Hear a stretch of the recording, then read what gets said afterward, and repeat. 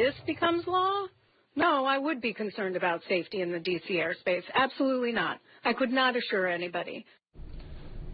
Welcome to Factfinder Investigates. I'm Dylan Domingue. There, the NTSB sounding the alarm on a U.S. defense policy bill the agency says could significantly set back changes to air safety. It comes after the NTSB implemented changes following the deadly mid-air collision of Wichita's Flight 5342 and a military helicopter. We're breaking down why the NTSB says a specific measure could make air travel unsafe.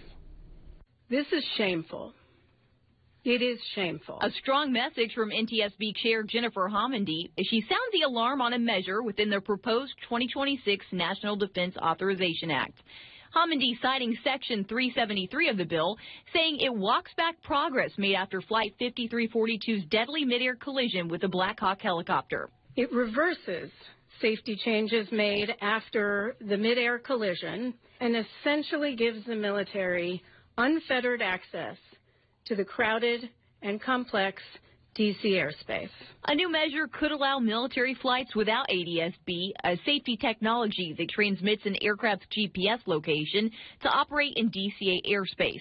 The NTSB says ADSB was turned off in a Black Hawk helicopter that collided with Flight 5342. For this accident helicopter, no ADSB data had been received from an FAA ground station for 730 days. With the bill heading to the Senate for consideration, the NTSB says lawmakers never contacted the agency about the proposed policy change. I will talk to anyone in the Hill. I don't care who they are. But not once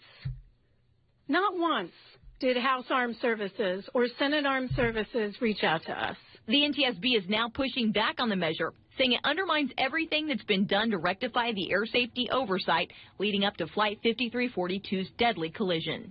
It's also an unthinkable dismissal of our investigation and of 67 families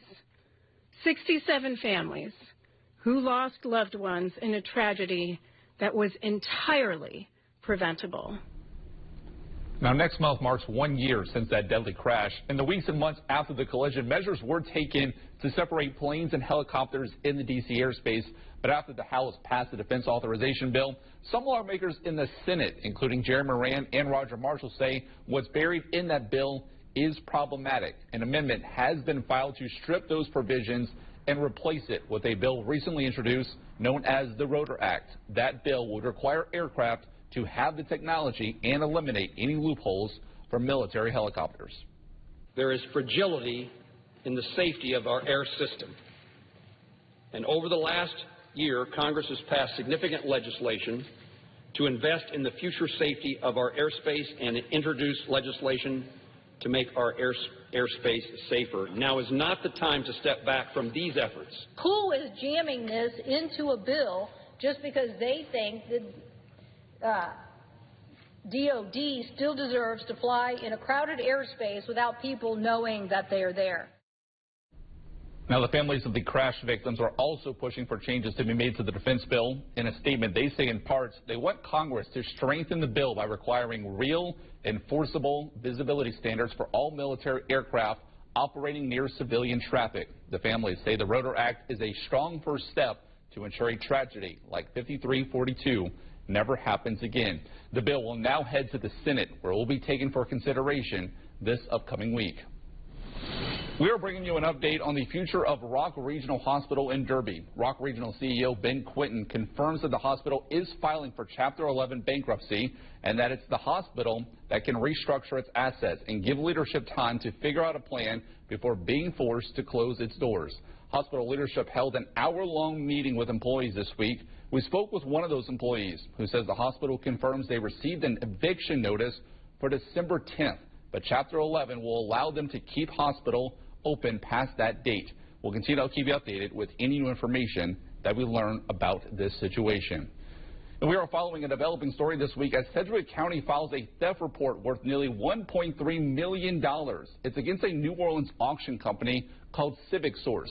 Sedgwick County and Civic Source have had a partnership for the last 3 years. They say they hadn't had a problem until the $1.3 million they were owed didn't show up. Sophia Jernander has the details. When properties are foreclosed on, counties auction them off to the highest bidder. These auctions happen frequently in Sedgwick County, the most recent taking place in October. Just like a normal auction site, people bid on the parcels.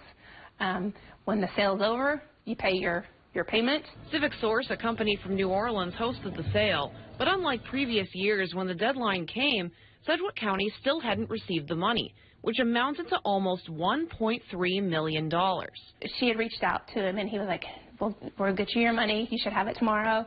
And we sent the wire information. A couple days of doing this, it just got to be where this just looks really kind of not good. Now, the county has terminated the contract and filed a theft report against the company. We had no reason to believe that, anything would ever like this happen.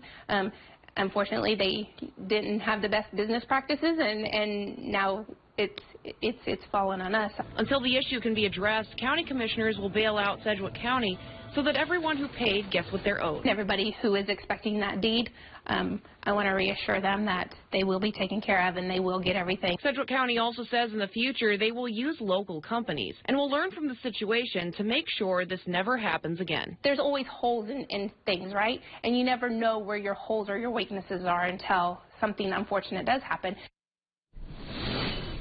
The Sedgwick County District Attorney's Office warning you of financial scams targeting seniors. It comes as a DOJ report shows more than $2 billion have been stolen from over 1 million Americans just this year. So the DA's office now sharing some red flags to look out for, including scammers using urgency to trick victims, often claiming a situation is an emergency and preventing you from thinking clearly or asking questions. Scammers may also tell you to not tell your family or your bank account money withdrawals.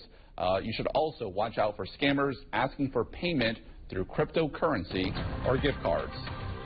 And so to come here on Factfinder Investigates, a Salina man loses hundreds of thousands of dollars in his scam, making him believe he won the lottery. And holiday shopping tips. It's that time of year. We're making sure you stay smart with your money.